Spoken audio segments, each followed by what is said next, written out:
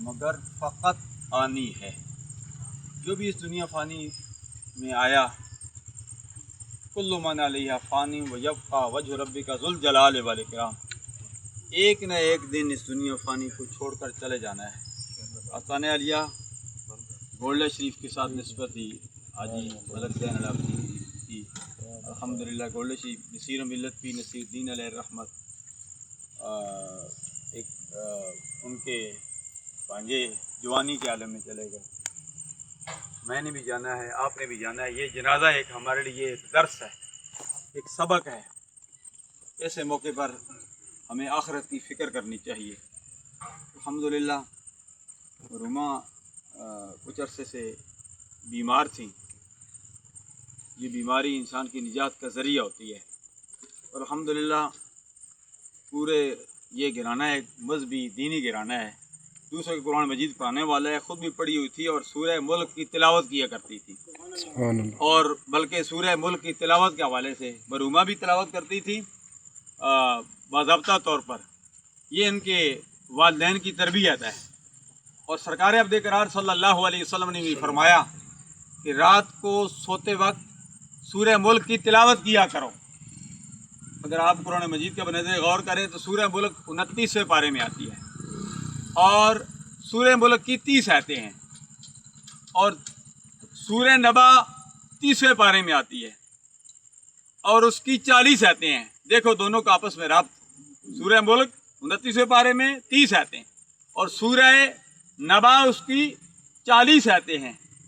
ये 30 आयतें सूरह मुल्क जो रात को पढ़ता है, सूरह मुल्क रब्बे ज़ुल जलाल की बारगाह में अर्ज़ करेगी, या इलाहा, या तो मुझे कुरान से निकाल दे, या जिसने मुझे रात को पढ़ा पढ़कर सो गया, या उसकी हक में मेरी सिफारिश कबूल फरमा। रब्बे ज़ुल जलाल सूरह मुल्क की सिफारिश कबूल फरमाएगा। रब्बे ज़ुल जलाल फरमाएगा तो इसको अपने साथ जन्नत में ले जा। इसलिए रात को सूरह मुल्क की तिलावत किया करो। सुबह उठकर सूरह यासीन की तिलावत किया करो। सूरह अलहाकुमुत तकासुर हत्ता की तिलावत किया करो। सरकार अब्द करार सल्लल्लाहु अलैहि वसल्लम ने फरमाया, क्या मैं तुम्हें वो चीज़ ना बताऊं कि जब तुम उसको इसकी तिलावत करो तो 1000 आयतों के बराबर आपको सवाब मिले। सहाबा किराम ने अर्ज़ की, या रसूल अल्लाह सल्लल्लाहु अलैहि वसल्लम इरशाद फरमाइए। सरकार ने फरमाया, सूरह तकासुर अलहाकुमुत तकासुर हत्ता ज़ुरतुमुल मक़ाबिर कल्ला सौफ तअलमून सुम्मा कल्ला सौफ तअलमून कल्ला लौ तअलमून इल्मल यक़ीन लतरवुन्नल जहीम सुम्मा लतरवुन्नहा ऐनल यक़ीन सुम्मा लतुस्अलुन्ना यौमइज़िन अनिन नईम। बड़े लिखे हज़रात मौजूद हैं, आपको इसका तर्जमा भी मालूम होगा। अल्हम्दुलिल्लाह खूबसूरत अंदाज में अल्लाह तबारक व तआला ने एक फ़िक्र नहीं, हमें बहुत सारी फ़िक्रों की तरफ फरमाया कि इस चीज़ की तुम फ़िक्र करो।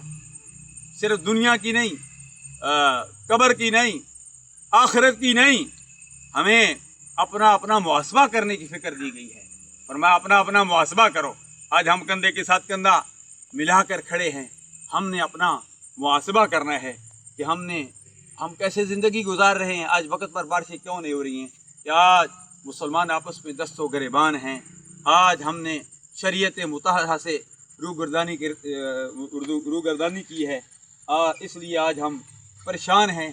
परेशानी का एक ही हल है कि अल्लाह का जो हुक्म है, अल्लाह के प्यारे हबीब सल्लल्लाहु अलैहि वसल्लम के जो फरमान है, वमा आताकुमुर रसूल फखुज़ूहु वमा नहाकुम अन्हु फंतहू वत्तकुल्लाह।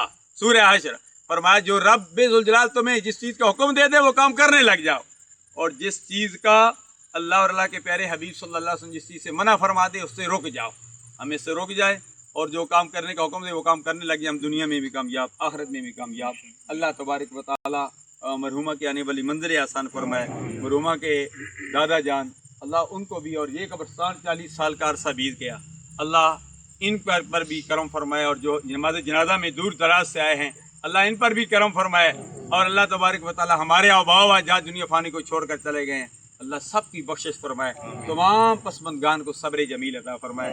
मरहुमा का भाई है, अल्हम्दुलिल्लाह ये नमाज जनाजा की इमामत कराएँगे।